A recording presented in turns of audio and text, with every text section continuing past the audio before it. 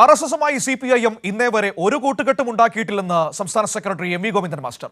Janata party എന്ന് പറയുന്നത് വിവിധ രാഷ്ട്രീയ വിശ്വാസികളുടെ പാർട്ടിയായിരുന്നു. RSSന്റെ വോട്ട് ഞങ്ങൾക്ക് വേണ്ട എന്ന് അന്ന് തന്നെ EMS പ്രഖ്യാപിച്ചിരുന്നു. വിമോചന സമരത്തിന്റെ ഘട്ടത്തിൽ RSSുമായി ബന്ധപ്പെട്ട് പ്രവർത്തിച്ചത് കോൺഗ്രസ് ആയിരുന്നുവെന്നും ഗോവിന്ദൻ മാസ്റ്റർ പറഞ്ഞു. RSSുമായി CPIM ഇന്നേ വരെ ഒരു രാഷ്ട്രീയ കൂട്ടുകെട്ടും ഉണ്ടാക്കിയിട്ടില്ല. ഇന്നലെയുമില്ല, ഇന്നുമില്ല, ഇനി നാളെയും ഉണ്ടാവില്ല.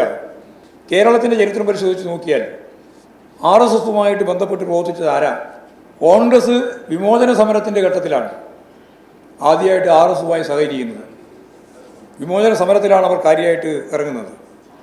അപ്പോൾ അതിൻ്റെ തുടർച്ചയായിട്ടാണ് യഥാർത്ഥത്തിൽ ഇവിടെ രാഷ്ട്രീയ തെരഞ്ഞെടുപ്പിലേക്ക് അവർ മത്സരിക്കാൻ തയ്യാറായിട്ട് വരുന്നത്. അപ്പോൾ RSS യഥാർത്ഥത്തിൽ കേരളത്തിലെ UDFുമായിട്ടാണ് പിന്നീട് മത്സരിച്ചത്. അവർ ചെയ്യുന്നതുകൊണ്ടാണ് യോജിച്ച് മത്സരിച്ചത്. മതനിരപേക്ഷ ഉള്ളടക്കം കൃത്യമായിട്ട് കൈകാര്യം ചെയ്യുന്നതിൽ ഒരു തരത്തിലുള്ള വിട്ടുവീഴ്ചയും ഞങ്ങൾ വരുത്തിയിട്ടില്ല. തുടർ ഭരണത്തിന്റെ സൂചനയാണ് നിലമ്പൂരിൽ ഉടനീളം കാണാൻ കഴിഞ്ഞതെന്നും എം വി ഗോവിന്ദൻ മാസ്റ്റർ പറഞ്ഞു. ക്ഷേമ പെൻഷൻ കൈക്കൂലിയാണെന്ന് പറഞ്ഞ UDFിൻ്റേത് രാഷ്ട്രീയ പാപ്പരത്വമാണെന്നും ഗോവിന്ദൻ മാസ്റ്റർ പറഞ്ഞു.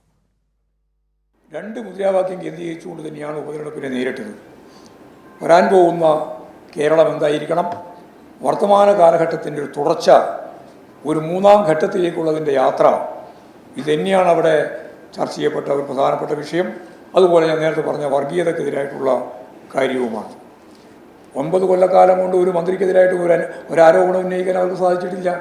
എന്നിട്ട് പറഞ്ഞത് ഏതാ കൈക്കൂലി. തിരഞ്ഞെടുപ്പ് വരുമ്പോൾ 62 ലക്ഷം ആളുകൾക്ക് കൈക്കൂലി പോലെ ക്ഷേമ പെൻഷൻ നൽകുന്നു എന്നാണ്. ക്ഷേമ പെൻഷൻ കൈക്കൂലിയാണെന്ന് പറഞ്ഞ കോൺഗ്രസിൻ്റെ രാഷ്ട്രീയ പാപ്പരത്വത്തെ സംബന്ധിച്ച് എന്താ പറയുക? അത് ജനങ്ങളൊക്കെ അവിടെ നല്ലപോലെ പ്രതികരിച്ചു. ഞങ്ങൾ അപമാനിക്കലാണ് എന്ന് പറഞ്ഞു. ഉയർന്ന ഉദ്യോഗസ്ഥന്മാർക്കെല്ലാം കൃത്യമായിട്ട് ഇപ്പോഴാണ് എല്ലാ ജീവനക്കാർക്കും ഉൾപ്പെടെ പെൻഷൻ. പാവപ്പെട്ട അധ്വാനിച്ച പഴയ കാലം 10-60 വയസ്സ് വരെ അധ്വാനിച്ച പാവപ്പെട്ട മനുഷ്യന് ക്ഷേമ പെൻഷൻ്റെ ഭാഗമായിട്ട് 1600 രൂപ ഈ കേരളത്തിൽ ഇടതുപക്ഷ ജനാധിപത്യങ്ങളുടെ ഭാഗമായിട്ട് നൽകുമ്പോൾ അത് കൈക്കൂലിയാണ് എന്ന അധിക്ഷേപിക്കുന്ന നിലയിലേക്ക് അവരെത്തി. RSSുമായി നേരത്തെ തന്നെ കോൺഗ്രസ് പലയിടത്തും സഖ്യമുണ്ടാക്കിയിട്ടുണ്ടെന്നും ഗോവിന്ദൻ മാസ്റ്റർ പറഞ്ഞു. കോലീബി സഖ്യം പല തെരഞ്ഞെടുപ്പിനും ഇടതുപക്ഷത്തിന് എതിരെ പ്രവർത്തിച്ചത് പരിശോധിച്ചാൽ വ്യക്തമാകുമെന്നും ഗോവിന്ദൻ മാസ്റ്റർ. RSSും BJPയും കോൺഗ്രസും ചേർന്ന് മത്സരിച്ചത് വടകര പാർലമെൻറ്റ് നിയോജകമണ്ഡലത്തിലും അതുപോലെ തന്നെ ബേപ്പൂർ അസംബ്ലി നിയോജകമണ്ഡലത്തിലുമാണ് കോലീബി സഖ്യം ഉണ്ടാക്കിയത്. ആ സഖ്യത്തെയും പരാജയപ്പെടുത്താൻ നമുക്ക് സാധിച്ചിട്ടുണ്ട്. മാത്രമല്ല, ജനതാ പാർട്ടിയുമായിട്ട് ഐക്യമുന്നണി ഉണ്ടാക്കിയത് ഈ ഉൾപ്പെടെയുള്ള UDF ആണ് 1980. മുമ്പേ തന്നെ പരിശോധിച്ച് നോക്കി, EMSനെ തോൽപ്പിക്കാൻ വേണ്ടിയിട്ട് ഇവിടെ ഈ കേരളത്തിൽ എത്ര ശക്തമത്തായ ഇടപെടലാണ് കോൺഗ്രസ് നടത്തിയിട്ടുള്ളത്. ഈ RSSുമായിട്ട് ബന്ധപ്പെട്ട് കോൺഗ്രസും പ്രത്യേകിച്ച് ഇവിടെ ഉൾപ്പെടെയുള്ളവർ ചേർന്ന് കോലീബി സഖ്യമുണ്ടാക്കി ഇടതുപക്ഷത്തെ പരാജയപ്പെടുത്താൻ വേണ്ടി നടത്തിയ പാരമ്പര്യം കടക്കുമ്പോൾ തികച്ചും തെറ്റായ രീതിയിൽ ഒരു തെരഞ്ഞെടുപ്പ് പോരാട്ടത്തിൻ്റെ ഘട്ടത്തിൽ ആളെ പറ്റിക്കുന്നതിന് വേണ്ടി വർഗീയവാദികൾ, വർഗീയ സ്വഭാവമുള്ള ശക്തികൾ, പ്രത്യേകിച്ച് ജമാഅത്തെ ഇസ്ലാമിൻ്റെ വക്താക്കൾ ഞങ്ങൾക്കെതിരായിട്ട് കള്ളപ്രചാരവേല നടത്തിക്കൊണ്ടിരിക്കുന്ന ഒരു സാഹചര്യമുണ്ട്. ഷീജ തിരുവനന്തപുരത്ത് നിന്ന് CPIM സംസ്ഥാന സെക്രട്ടറിയുടെ വാർത്താ സമ്മേളനത്തിന്റെ സമഗ്ര വിവരങ്ങളുമായി നമ്മളോടൊപ്പം ചേരുകയാണ്. ഷീജ, ഏറ്റവും പ്രധാനപ്പെട്ട കാര്യം എന്ന് പറയുന്നത് RSSുമായി CPIM കൂട്ടുകെട്ടുണ്ടാക്കി എന്ന് ഗോവിന്ദൻ മാസ്റ്റർ പറഞ്ഞു എന്ന തരത്തിലുള്ള ഒരു വാർത്തയാണല്ലോ ഈ ഇന്നലെയൊക്കെയായിട്ട് നമ്മുടെ മുൻപിലേക്ക് എത്തിയത്. പിന്നീട് അത് വിവാദമാകുന്നത് നമ്മൾ കണ്ടു. ഈ വാർത്ത വന്നതും അത് വിവാദമായതുമായ സാഹചര്യമാണ് ഏറ്റവും കൂടുതൽ ശ്രദ്ധിക്കേണ്ടത്. കാരണം ഇപ്പോൾ ജമാഅത്തെ ഇസ്ലാമി സഖ്യത്തിന്റെ പേരിൽ മുഖം നഷ്ടപ്പെട്ട് നിൽക്കുന്ന കോൺഗ്രസിനെ UDFിനെ നമുക്ക് കാണാൻ കഴിയുന്നുണ്ട്. ആ പശ്ചാത്തലത്തിലാണ് CPIMനെതിരെ ഇത്തരത്തിലൊരു വാർത്ത രൂപപ്പെടുന്നത്, പിന്നീട് അത് വിവാദമായി മാറുന്നതും. അതിന് കൃത്യമായ മറുപടിയാണ് ഗോവിന്ദൻ മാസ്റ്റർ ഇന്ന് പറഞ്ഞു വച്ചിരിക്കുന്നത്. ചരിത്രം എന്താണെന്ന് ഓർമ്മിപ്പിച്ചുകൊണ്ട് ഈ വാർത്ത ഉണ്ടായ സാഹചര്യം എന്താണെന്ന് വിശദമാക്കിക്കൊണ്ട്. തീർച്ചയായും ഏതായാലും ഈ ചരിത്രം കൃത്യമായ രീതിയിൽ ഓർമ്മിപ്പിച്ചുകൊണ്ട് തന്നെയാണ് ഇപ്പോൾ CPIM ജനതാ പാർട്ടി വിശ്വാസികളുടെ പാർട്ടിയാണ്. അതിൽ ജനസംഘം എന്ന് പറയുന്ന ഒരു പാർട്ടി ആയിരുന്നില്ല ജനതാ പാർട്ടി. പക്ഷെ പിന്നീട് ജനതാ പാർട്ടി ജനസംഘത്തിന്റെ ഭാഗമാകുകയായിരുന്നു.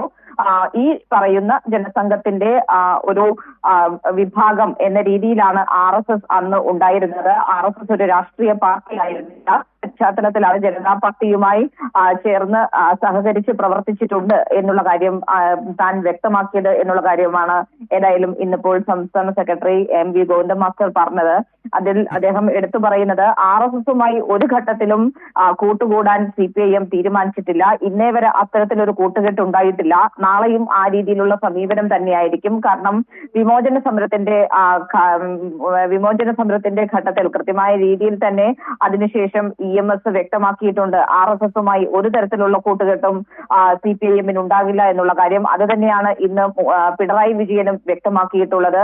അത്തരത്തിലുള്ള ഒരു കൂട്ടുകെട്ടും അന്നും ഉണ്ടായിട്ടില്ല, ഇന്നും ഉണ്ടായിട്ടില്ല, നാളെയും ഉണ്ടാകില്ല എന്നുള്ള കാര്യമാണ് അദ്ദേഹം വ്യക്തമാക്കുന്നത്. പക്ഷെ ഇവിടെ ചരിത്രം പരിശോധിക്കേണ്ടതുണ്ട്. ചരിത്രം പരിശോധിക്കുമ്പോൾ RSSുമായി ബന്ധപ്പെട്ട് പ്രവർത്തിച്ചത് കോൺഗ്രസ് ആണ് എന്നുള്ളത് കൃത്യമായ രീതിയിൽ എല്ലാവർക്കും മനസ്സിലാകുന്നതാണ്. കാരണം RSSന്റെ വോട്ട് RSSനെ ഉപയോഗിച്ചുകൊണ്ട് EMSനെ തോൽപ്പിക്കാൻ വേണ്ടി പ്രവർത്തിച്ചവരാണ് കോൺഗ്രസ് എന്നുള്ള കാര്യം അവർ അമർന്നു പോരുന്നുള്ള കൂടിയാണ് MV ഗോവിന്ദൻ മാസ്റ്റർ ഈ ഒരു ഘട്ടത്തിൽ ഓർമ്മിപ്പിക്കുന്നത്. പ്രത്യേകിച്ചും 1980 ഈ ജനതാ പാർട്ടിയുമായി സഖ്യമുണ്ടാക്കിയത് UDF ആണ്. വടകരയും ബേപ്പൂർ മണ്ഡലങ്ങളിൽ കോലീബി സഖ്യം ഉണ്ടായിട്ടുണ്ട് എന്നുള്ളതും എല്ലാവർക്കും അറിയുന്ന കാര്യമാണ്. ഇതൊക്കെ ചരിത്രത്തിന്റെ ഭാഗമാണ്. അപ്പോൾ ചരിത്രത്തെ ചരിത്രമായി തന്നെ കാണാൻ പ്രധാനമായും പ്രതിപക്ഷം തയ്യാറാകണം. ഇത്തരത്തിൽ ഒരു കള്ളപ്രചാരവേല, തന്റെ പ്രസ്താവനയെ വളച്ചൊടിച്ചുകൊണ്ട് ഒരു കള്ളപ്രചാരവേല നിലമ്പൂർ ഉപതെരഞ്ഞെടുപ്പിന്റെ പശ്ചാത്തലത്തിൽ നടത്താനുള്ള നീക്കമാണ് UDF നടത്തിക്കൊണ്ടിരിക്കുന്നത്. പക്ഷേ ചരിത്രത്തെ ചരിത്രമായി കാണണം. താൻ പറഞ്ഞതിൽ ഒരു തരത്തിലുള്ള ജാഗ്രത കുറവും ഉണ്ടായിട്ടില്ല. ഇത് കാരണം നിലമ്പൂരിൽ ഒരു വോട്ട് പോലും CPIMന് കുറയില്ല എന്നുകൂടിയാണ് CPIM സംസ്ഥാന സെക്രട്ടറി വ്യക്തമാക്കിയത്. ശരി ഷീജ, അവിടെ വളരെ പ്രധാനപ്പെട്ട ഒരു കാര്യമെന്ന് പറയുന്നത് ഈ വാർത്ത ഉണ്ടായ സാഹചര്യമാണ്. വാർത്തയുണ്ടായ ദിവസത്തിന്റെ കൂടി പ്രത്യേകതയാണല്ലോ. ഇന്നലെ വൈകുന്നേരമാണ് ഇതിങ്ങനെ വാർത്തയാകുന്നതും വിവാദമാകുന്നതും. ഇന്നിപ്പോൾ ഉപതെരഞ്ഞെടുപ്പിന്റെ തലേദിവസമാണ്, നിശബ്ദ പ്രചരണം നടക്കുന്ന ദിവസമാണ്. മറ്റൊരു കാര്യമെന്ന് പറയുന്നത് നിലമ്പൂരിൽ കോൺഗ്രസ് നേരിട്ട ഏറ്റവും വലിയ ചോദ്യമെന്ന് പറയുന്നത് വർഗീയവാദികളായ ജമാഅത്തെ ഇസ്ലാമിയുമായി ബന്ധപ്പെട്ട കൂട്ടുകെട്ടിനെ കുറിച്ചായിരുന്നു. ആ ചോദ്യത്തിന് അവർക്ക് മറുപടി ഇല്ലാത്തൊരു സാഹചര്യം കൂടി ഉണ്ടായിരുന്നു. അങ്ങനെ ഒരു ഘട്ടത്തിലാണ് CPIMനെതിരെ ഇത്തരത്തിലൊരു ആക്ഷേപം ഉയർത്തിക്കൊണ്ടുവരാൻ ശ്രമിക്കുന്നത്, അല്ലെങ്കിൽ ശ്രമമുണ്ടാകുന്നത്. ആ രാഷ്ട്രീയ സാഹചര്യത്തെ എങ്ങനെയാണ് CPIM സംസ്ഥാന സെക്രട്ടറി വിലയിരുത്തി സംസാരിച്ചത്? കാര്യമെന്ന് പറയുന്നത് അതായത് ഈ നിലമ്പൂർ തെരഞ്ഞെടുപ്പുമായി ബന്ധപ്പെട്ട് അദ്ദേഹം ചൂണ്ടിക്കാട്ടിയ കാര്യങ്ങൾ ഇവയാണ്. ഒന്ന്, കോൺഗ്രസിന് മുഖം നഷ്ടപ്പെട്ടിരിക്കുന്ന ഒരു സാഹചര്യമാണ് ഇപ്പോൾ ഉള്ളത്. കാരണം അവർക്ക് പ്രത്യേകിച്ച് ഒരു തെരഞ്ഞെടുപ്പ് മുദ്രാവാക്യം ഉയർത്തിക്കാട്ടാനില്ലാത്തൊരു സാഹചര്യം. അതിനൊപ്പം തന്നെ ജമാഅത്തെ ഇസ്ലാമിയുമായുള്ള ബന്ധം അത് വലിയ തോതിൽ തിരിച്ചടിയായി നിൽക്കുന്ന ഒരു സാഹചര്യം.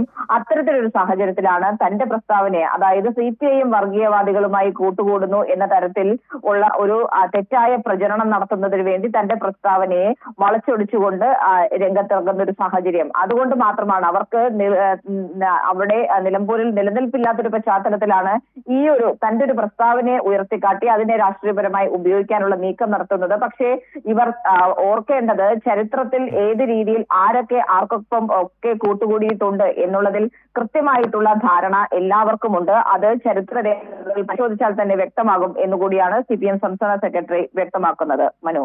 ശരി ഷീജ, തിരുവനന്തപുരത്ത് നിന്ന് ഷീജയാണ് നമുക്ക് ഈ വിവരങ്ങൾ നൽകിയത്.